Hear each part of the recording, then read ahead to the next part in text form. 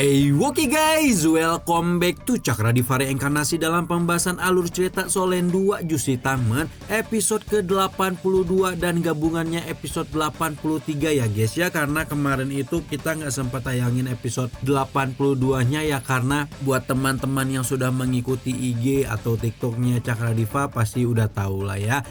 Rama ini lagi di tanah suci gitu ya guys ya. Alhamdulillah. Nah buat teman-teman yang belum diundang gitu, semoga insya Allah bisa diundang dalam waktu dekat ini, amin. Nah jadi nggak usah lama-lama ya, langsung aja kita terobos atuh.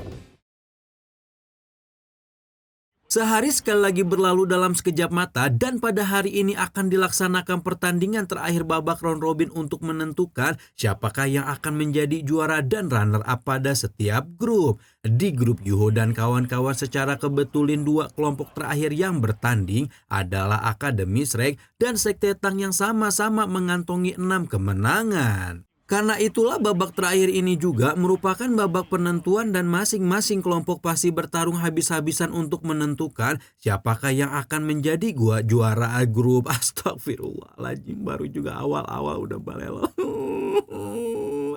Saking udah lamanya ini teh nggak record ya guys ya. Nah, sementara MC membacakan preview pertandingan di hari sebelumnya, Sutianran malah asyik ngerosting para petinggi Akademi Pembimbing Roh Kekaisaran Ryu dan menyebutkan bagaimana pada tahun ini adalah kali pertama dalam 3000 terakhir Akademi Kekaisaran mereka tidak dapat meloloskan diri ke babak 8 besar. Mendengar setiap perkataan Sutianran yang dipenuhi nada dingin dan marah, Jing Hongchen dan kroni-kroninya hanya bisa terdiam terpaku dengan keringat dingin mengaliri seluruh badan mereka. Sementara Master Kerajaan Shiono berjanji bahwa Sekte Kudus pasti akan berusaha keras untuk mempertahankan kehormatan Kekaisaran Matahari Bulan. Nah, baru setelah opening MC telah selesai, Tukijan pun memasuki lapangan dan memanggil dua peserta yang akan bertarung hari ini, yaitu Sekte Tang dan Akademi Shrek. Mengikuti pemanggilan Tukijan, perwakilan dari setiap kelompok mulai memasuki arena satu persatu, di mana sosok yang begitu menarik perhatian semua orang adalah Neng Wutong alias Wang Dong-er yang khusus pada pertandingan hari ini telah mengubah penampilannya. Jangan ngiler kalian ya.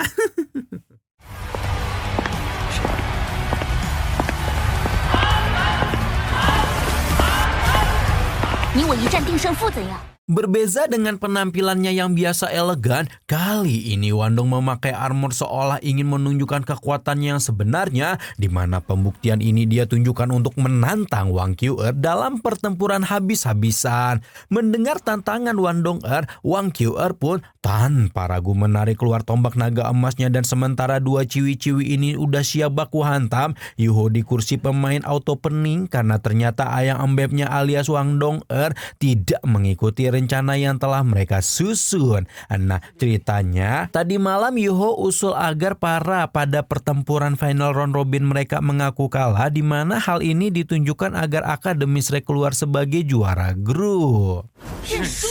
Usulan Yuho ini bukannya tanpa alasan, karena menurutnya kekuatan tempur Akademi Shrek sebenarnya lebih lemah dibanding Sekte Tang, dan apabila mereka keluar sebagai runner up, maka hal itu akan meningkatkan kemungkinan Akademi Shrek untuk bertemu juara grup lain di babak final. Nah, ibaratnya buat bersih-bersih pol gitu ya. Yuho ingin mereka mengalah sehingga Sekte Tang lah yang harus menghadapi lawan kuat agar bisa meningkatkan peluang Akademi Shrek untuk meloloskan diri ke babak final. Nah, awalnya nih Wandong sudah setuju untuk menjalankan rencana itu dan akan segera menyerah di kesempatan pertamanya. Sekarang Yuho enggak tahu apa yang terjadi, tiba-tiba saja calon bininya itu malah dandan garang dan sudah adu mekanik melawan Wang Qiu'er di arena pertandingan.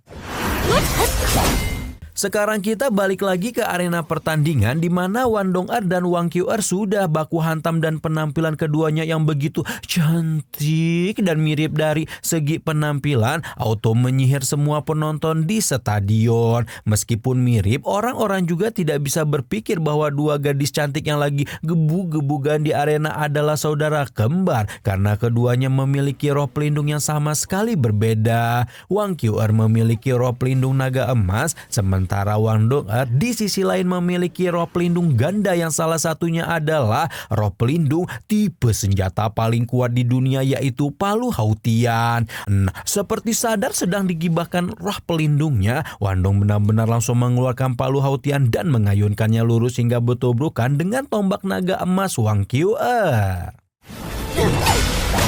Dengan Wan Dong mengeluarkan palu Hautian, Putri Raja Dewa itu seperti ingin menunjukkan bahwa dia tidak gentar bahkan jika harus adu-aduan kekuatan dengan roh pelindung tipe penyerang paling kuat di dunia seperti naga emas. Karena Wan Dong jelas menunjukkan perlawanan yang serius, Wang Kyu-er pun melakukan hal yang sama dengan menggunakan tarian merak. Penampilan Wan Dong memang menakjubkan hingga membuat Yuho hanya bisa tertegun ketika calon bininya mempraktekkan teknik palu acak yang merupakan salah satu metode penggunaan palu Hautian paling terkenal sejak zaman Tangshan.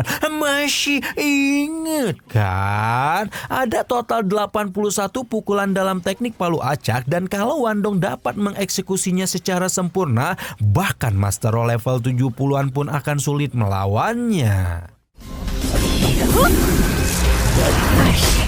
Pertarungan yang sangat sengit masih terus berlangsung di medan tempur dan suara desingan palu yang bertuburkan dengan tombak memekakkan telinga semua orang yang ada di stadion. Seiring dengan tatapan bingung sekaligus kagum melihat bagaimana dua gadis cantik yang begitu mirip itu bertarung dengan sangat intens.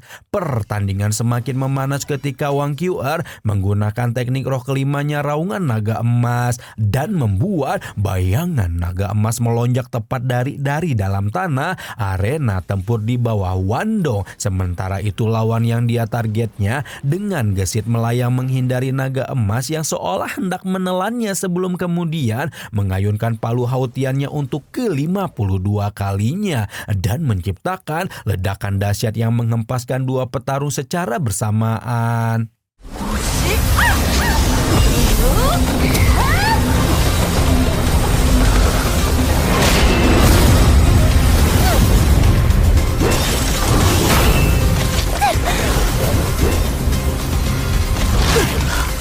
Ketika palu Hautian memental ke arah penonton, Tokijan segera menggunakan perisainya untuk menahan palu dewa tersebut, di mana bahkan untuk seorang master dunia roh sepertinya, menahan palu Hautian sebagai senjata roh terkuat di dunia pun merupakan sesuatu yang sukar dilakukan sampai-sampai separuh tangannya bergetar. Kekuatan semacam itu jelas saja membuat semua mata yang ada di arena tertegun, meskipun setelahnya dua petarung pun mendapatkan serangan balik yang cukup berat, di mana waktu penggunaan tarian merak Wang Kyu-er sudah habis, sementara Wan Dong juga berpisah dengan palu Hautiannya sehingga berencana untuk menggunakan teknik roh kupu-kupu cahaya. Ketika tiba-tiba saja terdengar suara tertegun Akang di dalam pikirannya yang membuat Wan Dong pun segera sadar diri daripada abis ini Akang ngambek ya kan, dan buru-buru menyatakan bahwa dirinya menyerah dalam pertandingan ini. Tidak selesai pada Wan Dong saja, Yuho pun menyatakan bahwa Sekte Tang secara keseluruhan menyerah dan membuat Wang Kyu-er bertanya dengan tersinggung, "Kenapa atuh kamu teh ganteng-ganteng melakukan ini menghina aku gitu? Enggak ya." Namun Yuho tidak menjelaskan alasannya dan hanya menyebutkan bahwa keputusan ini adalah taktik. Sekarang Wang Kyu-er memahami apa yang Yuho harapkan sebelum mengingatkan Wan Dong-er bahwa pemenang di antara mereka belum ditentukan dan mereka akan bertarung lagi di babak final. Baru setelah dua petarung memberikan salam terakhir, semua orang yang menonton pertarungan tidak bisa menahan diri mereka untuk bergedik ngeri melihat bagaimana pertarungan luar biasa yang baru saja mereka saksikan sebenar-benarnya merupakan hasil dari kekuatan Akademi Shrek yang dibagi menjadi dua kelompok. Semua ahli yang ada di sana tidak bisa membayangkan kayak apa OP-nya apabila tim Sekte Tang dan Akademi Shrek benar-benar berada di satu kelompok yang sama. Sementara semua penonton tertegun, Yuho di bangku pemain sudah mengomeli Wandong dari Sabang sampai Merauke. Namun setelah memahami betapa besar keinginan Wandong bertarung dengan Wang QR, Yuho berjanji bahwa dia akan membiarkan Ayang bertarung sampai puas di babak final nanti. 一言为定。 Nah, ternyata bukan hanya para penonton saja yang dibuat takjub dengan pertarungan antara Wandong dan Wang QR, melainkan juga para petinggi Kekaisaran Ryu termasuk Yono yang melihat bagaimana dua petarung yang sebenarnya hanyalah Kaisar Roh namun menunjukkan kekuatan yang mungkin bisa menyaingi seorang Master Roh Suci. Hal ini membuat Su Tianran menjadi semakin kesal dan menyebut bahwa kekalahan Akademi Kekaisaran Ryu pada dua kekuatan ini memang bukanlah nasib buruk sebelum berbalik pergi diiringi penghormatan para petinggi akademi dan kekaisaran. Tidak hanya penghormatan, kepergian Su Tianran setelah merosting Jing Hongchen sampai menembus sanubari itu membuat sang kepala aula Mingde berlutut di atas kakinya mengakui bahwa apa yang dikatakan Su Tianran memang sebuah kebenaran dan berjanji bahwa dia akan mengajari murid-murid akademi dengan lebih baik untuk mengembalikan kehormatan kekaisaran. Singkat cerita, babak terakhir round robin telah berakhir dan rombongan Sekte Tang seperti biasa kembali ke penginapan untuk mendiskusikan strategi selanjutnya di kamar kakak pertama mereka, Bebe. Betapa gembiranya rombongan Sekte Tang ketika sampai di kamar. Bebe sudah menyambut mereka dengan kondisi yang telah sehat walafiat sambil menceritakan betapa keratannya dia hanya bisa menonton di tempat tidur saja selama babak eliminasi ini. Bebe juga berterima kasih kepada Yuho yang telah mengambil alih posisi kapten selama dirinya absen. Sementara Yuho sama sekali tidak merasa keberatan karena berpikir melindungi tim juga merupakan kewajibannya. Nah, berhubung Bebe sudah sehat, sekarang saatnya mereka mendiskusikan pertandingan di babak perempat final, di mana yang keluar sebagai juara grup adalah Akademi Shrek, Sekte Rekudus, Sekte Iblis Salju, dan Sekte Cakra Diva. Enggak ya, Sekte Pedang. Sementara di posisi runner up grup ada Sekte Tang, Sekte Mingdu, Sekte Tianlong, dan Akademi Kekaisaran Xingluo. 和天龙门作为小组第二出，我们唐门跟星罗国家。 Di babak perempat final, Akademi Shrek akan melawan Sekte Mingdu, sementara mereka akan melawan Sekte Iblis Salju yang belum diketahui peta kekuatannya. Apa yang mereka tahu hanyalah Wena dan musuh bergabung di dalamnya, padahal keduanya merupakan anggota keluarga kekaisaran. Susansi yang selengean seperti biasa asal nyeletuk bahwa sekuat apapun Sekte Iblis Salju masih bukanlah tandingan mereka berhubung sekarang Sekte Tang sudah memiliki formasi terbaik. Namun sebaliknya menurut Bebe, mereka tidak boleh meremehkan Sekte Iblis Salju yang merupakan bagian dari Kekaisaran Tianhun karena sekte pelindung kekaisaran itu adalah Sekte Tubuh atau Sekte Benti yang ketua sektenya dapat bertarung dengan seimbang melawan Pak Guru Suanji. Sekte Tang juga sempat membicarakan pesaing-pesaing kuat lain seperti Sekte Roh Kudus yang tidak salah lagi merupakan kelompok paling menakutkan dalam turnamen Master Roh kali ini. Juga Sekte Pedang yang kapten timnya memiliki darah naga T-Rex biru seperti Bebe. Meskipun begitu, mereka bersyukur karena dari semua undian yang menakutkan ini, Akademi Shrek tampaknya mendapatkan keberuntungan karena melawan Sekte Mingdu yang notabene-nya pesaing paling lemah di antara semua kelompok yang lolos ke babak perempat final. Singkat cerita, malam berlalu dan hari pertandingan pun tiba, di mana pada putaran pertama akan dipertandingkan Akademi Shrek melawan Akademi Mingdu yang membuat penonton auto semarak karena merupakan akademi pembimbing roh tandingan di Kekaisaran Ryu.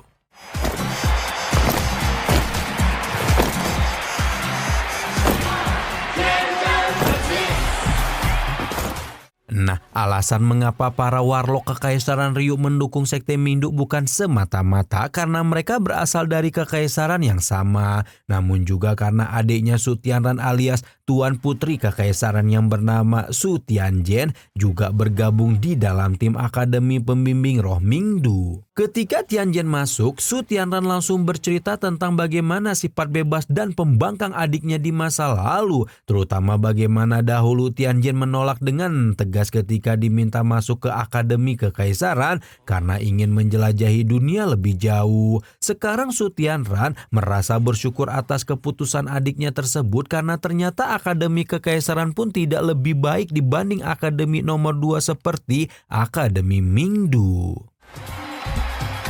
Jong Hong Chen hanya bisa deg-degan ketika mendengar ucapan sarkas Su Tianran, sementara Tu Qijan langsung memulai pertandingan dan memanggil perwakilan pertama dari masing-masing kelompok untuk naik ke arena. Pada putaran individu pertama, seperti biasa Wang Qiu'er akan menjadi wakil Akademi Shrek, sementara Akademi Pembimbing Roh Mingdu akan diwakili oleh seorang murid laki-laki bernama Lu Jun. Lu Jun dengan sopan memperkenalkan diri pada Wang Qiu'er, namun ya namanya juga kulkas 2 pintu. Wang Qiu'er hanya mengangguk singkat sebelum mengeluarkan tombak emasnya seolah meminta lawannya untuk segera memulai baku hantam.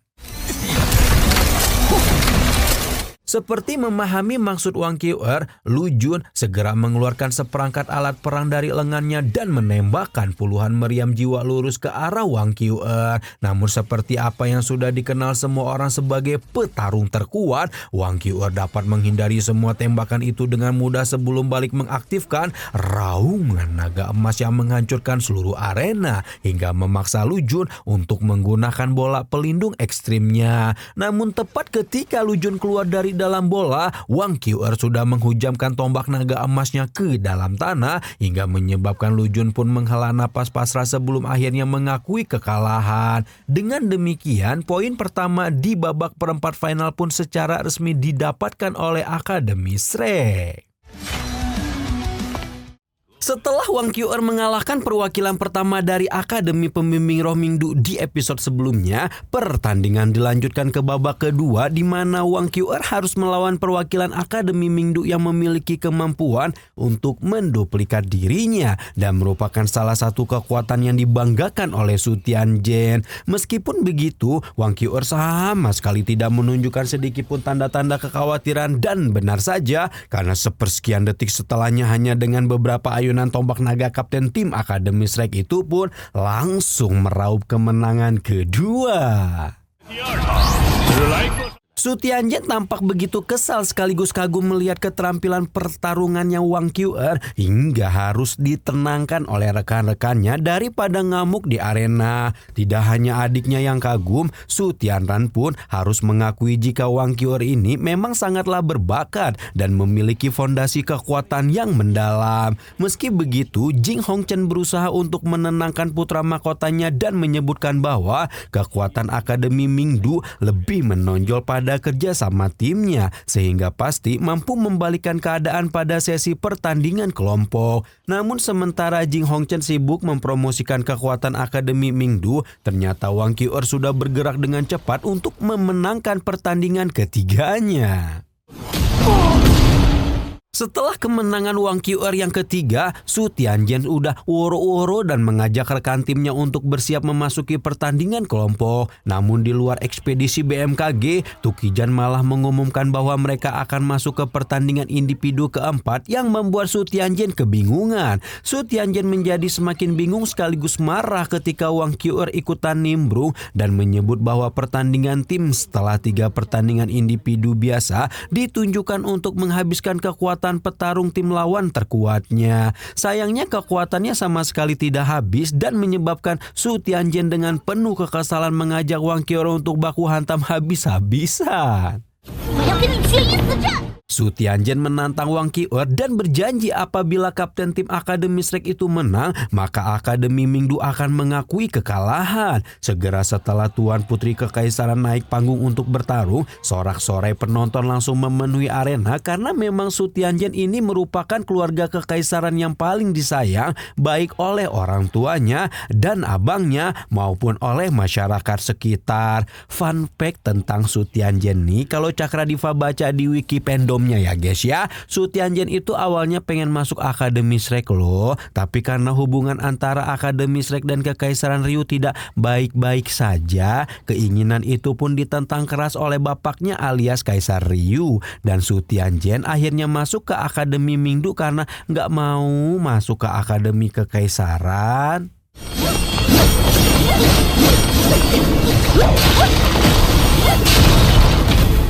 Oke, balik lagi ke arena pertandingan. Su Tianjian langsung mengeluarkan roh pelindungnya yaitu matahari pelindung dan menyerang Wang Qiu'er dengan penuh semangat serta antusias. Su Tianjian jelas paham kalau dia tidak akan bisa mengalahkan Wang Qiu'er dengan bertarung asal-asalan. Karena itulah sang Tuan Putri Kekaisaran Ryu segera melepaskan teknik roh keduanya, yaitu cahaya ilahi matahari. Sebuah ledakan cahaya yang menyilaukan muncul dari balik tubuh Su Tianjian, sementara itu Wang Qiu'er masih dengan wajah tenangnya menatap tajam ke arah Su Tianjian ketika matanya berubah menyerupai mata naga sebagai bentuk aktivasi tinju naga emas yang menghancurkan cahaya matahari.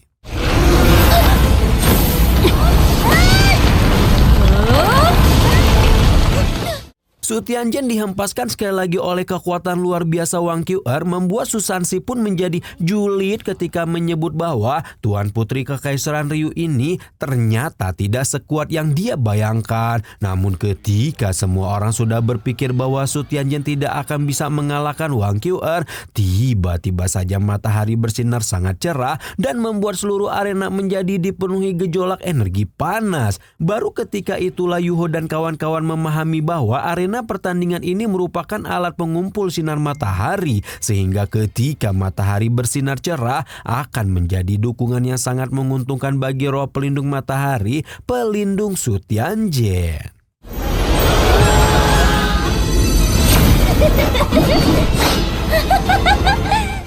Ketika itulah Su Tianjian tertawa sambil melayang ke atas arena sebelum mengaktifkan teknik yang disebut sebagai cahaya keagungan yang menyebabkan seluruh arena tenggelam dalam kilauan cahaya mentari. Sementara cahaya yang sangat terang menyebar ke seluruh stadion, Su Tianjian menggantung di langit arena bak Dewa Matahari, Dewi lah ya guys ya, sebelum kemudian mengeluarkan teknik roh keenamnya yaitu pandangan matahari. Sekali lagi piringan cahaya yang sangat menyilaukan meluncur lurus ke arah Wang Qiu'er berada, membuat anggota Sekte Tang juga tampak khawatir karena pandangan matahari Su Tianjian jelas bukanlah sebuah teknik yang ecek-ecek. Anggota kelompok Akademi Mingdu juga sudah berpikir bahwa Tuan Putri mereka memenangkan pertandingan, tapi ternyata Tapi ternyata Wang Qiu'er sama sekali tidak terpengaruh oleh pandangan matahari Tianjian, malah menunjukkan tombak naga emasnya yang menjadi semakin kuat. Setelah diingat-ingat lagi, sumber kekuatan naga emas memang berasal dari sinar matahari, dan oleh karena itulah kekuatan roh pelindung Su Tianjian justru menjadi penguat untuk sang kapten tim Akademi Shrek. Setelah serangan pamungkasnya tidak bekerja seperti yang dia harapkan, Su Tianjian pun tidak memiliki pilihan kecuali melarikan diri, meskipun akhirnya tetap dipojokkan oleh Wang Qiu'er sehingga mengakui kekalahannya.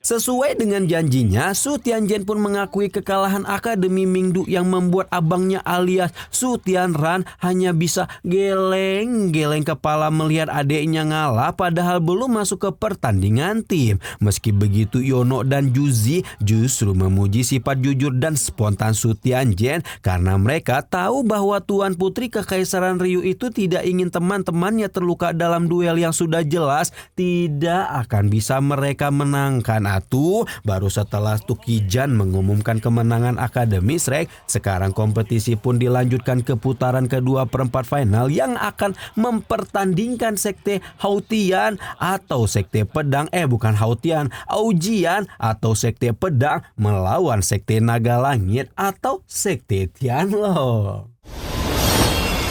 Ketika perwakilan pertama dari sekte Aujian yang bernama Wu Yifan meledakkan energi di dalam dirinya, Ju Jijen yang memang mengembangkan jiwa pedang langsung bereaksi membuat Yuho paham bahwa Wu Yifan ini bukanlah orang sembarangan. Dan benar saja apa yang Yuho pikirkan beberapa waktu setelah pertandingan dimulai dan perwakilan sekte Tianlong yang bernama Ying Yan langsung menyerangnya dengan tenaga penuh serta bantuan dari salah satu meriam jiwa tingkat 6 dengan serangan paling kuat. Wu Yifan masih tidak bergeming sama sekali, malah mengaktifkan teknik roh ke-6-nya yang berfungsi untuk membuka pertahanan lawan.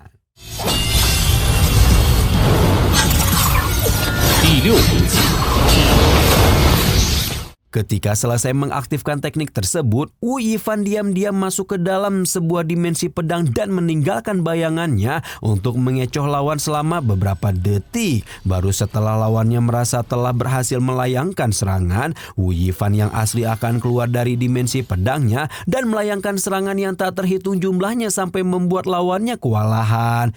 Ying Yan yang memang tidak menyangka cara kerja teknik roh Wu Yifan hanya bisa pasrah menerima ayunan pedang tanpa henti yang lawannya keluarkan, sampai kemudian Tukijan menginterupsi pertandingan untuk mencegah luka yang lebih parah pada Ying Yan.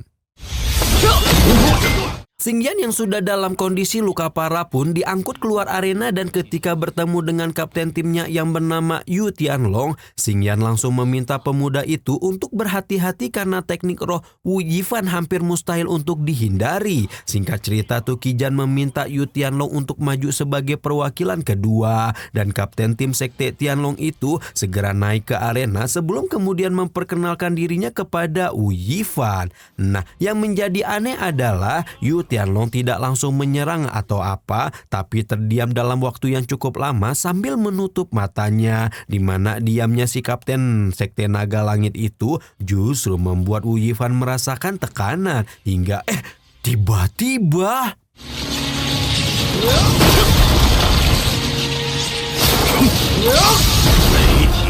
tiba-tiba saja Yu Tianlong membuka matanya yang telah dipenuhi dengan kilatan petir yang pekat sebelum kemudian mengaktifkan teknik cakar naga petir yang menunjukkan bayangan roh pelindungnya alias Raja Naga T-Rex petir biru yang bahkan Yuho pun dapat merasakan aura luar biasa kuat terpancar dari dirinya.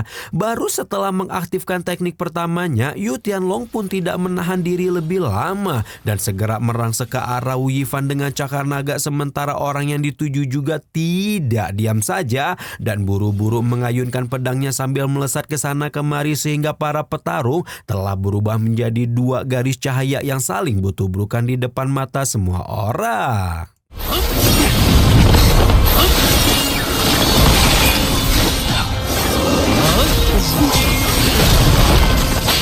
Kalau pada pertarungan sebelumnya Wu Yifan tampak begitu dominan, pemandangan yang sama tidak terulang pada pertarungan kedua karena Yu Tianlong benar-benar menunjukkan ketenangan dan peringgai yang sama sekali tidak kalah dengan lawannya. Dengan senyuman antusias menggantung di wajahnya, Yu Tianlong mengaktifkan kepala naga petir, sementara Wu Yifan yang mengetahui bahwa lawannya akan menggunakan serangan jarak dekat langsung menggunakan teknik roh andalannya, yaitu membuka pertahanan lawan dan kembali memasuki domain pedang. Begitu Yu Tianlong telah meraih leher bayangannya dengan kepala naga petir, Wu Yifan langsung keluar dari domain pedang dan berusaha untuk menyerangnya seperti Yin Yifang. Tapi ternyata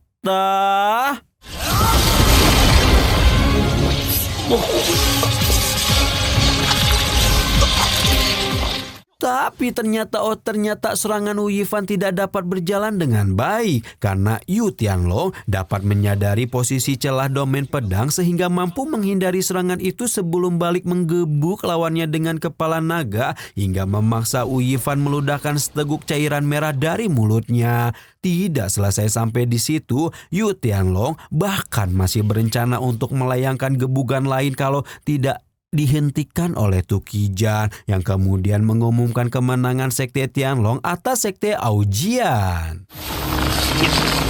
Seselesainya pertandingan babak perempat final, rombongan Sekte Tang pun kembali ke penginapan dan mendiskusikan peta kekuatan lawan-lawan yang telah bertanding hari ini. Yu Tianlong jelas merupakan lawan yang sulit dihadapi, bahkan tidak berlebihan kalau dibilang memiliki roh pelindung yang lebih kuat daripada BB, karena kapten tim Sekte Tianlong itu mewarisi roh pelindung Raja Naga T-Rex petir biru murni. BB sendiri tidak pernah meragukan kekuatan Sekte Tianlong karena sebagai sesama keturunan Sekte Naga T-Rex petir biru, kapten tim Sekte Tang itu memahami betapa kuatnya roh pelindung naga petir yang pernah menjadi salah satu dari jajaran 3 sekte terkuat di masa lalu, dan pondasi itu telah menjadi lebih kuat setelah melewati 10.000 tahun yang panjang. Kalian masih ingat gak siapa Sekte Naga T-Rex petir biru itu?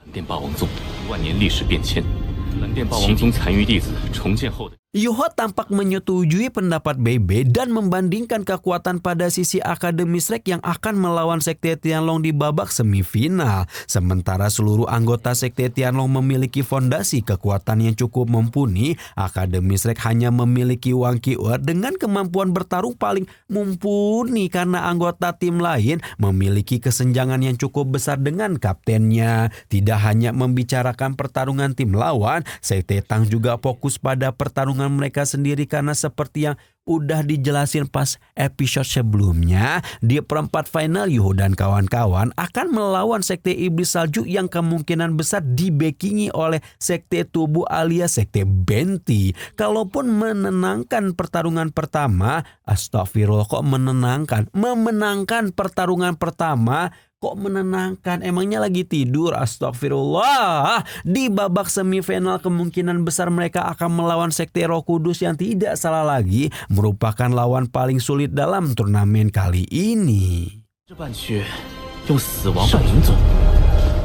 Yuho berusaha untuk menenangkan rekan-rekannya dan menyebutkan bahwa meskipun kekuatan tim-tim lawan sangatlah luar biasa, namun kekuatan Sekte Tang mereka juga tidaklah lemah. Apalagi sekarang Sekte Tang telah memiliki 3 Kaisar Roh 6 cincin yang lengkap, 3 Raja Roh dengan roh pelindung ganda, juga 2 Master Pemimpi Roh tingkat tinggi yang pastinya tidak akan bisa dihadapi oleh bahkan Sekte Benti itu sendiri. Meskipun Sekte Benti adalah salah satu dari 3 kekuatan independen terbesar di benua, mereka juga berasal dari Akademi Shrek yang memiliki status serupa, sehingga Yuho tidak mau rekan-rekannya berkecil hati. Penyemangat Yuho mengobarkan semangat anggota tim lain, bahkan Susansi sudah menjadi kepalang sombong hingga membuatnya dihadai pelototan penuh cinta kasih oleh ayang embemenya Jiang Nanan.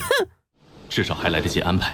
Nah, sementara Sekte Tang telah menyelesaikan diskusinya dan hendak menonton pertandingan bakal calon lawan mereka di semifinal, Juzi juga sedang terlibat obrolan serius dengan Su Tianran dan menanyakan apakah putra mahkota Kekaisaran Matahari Bulan itu hendak menonton pertandingan antara Sekte Roh Kudus dan Akademi Kekaisaran Xinglo. Namun Su Tianran tampak sama sekali tidak tertarik karena dia hampir bisa memastikan Akademi Xinglo akan mengalami kekalahan. Su Tianran meminta Juji untuk fokus pada pertandingan antara Sekte Tang dan Sekte Iblis Salju sebelum meminta bantuan calon permaisurinya untuk memanggil guru negara alias Yono karena dia berencana untuk segera menyelesaikan rencana besar yang telah mereka susun sebelumnya. 计划该收尾。 Waduh guys, ini teh mohon maaf ya kalau rada-rada serak-serak banjir gini ya, karena mentang-mentang lagi musim hujan di sini banjir di Mekah juga ya guys ya. Jadi ya udahlah ya guys ya, ini teh jadi suaranya rada-rada banjir gitu. Ini teh rada susah ya, tapi nggak apa-apa, masih rada tetap seksi kan suaranya.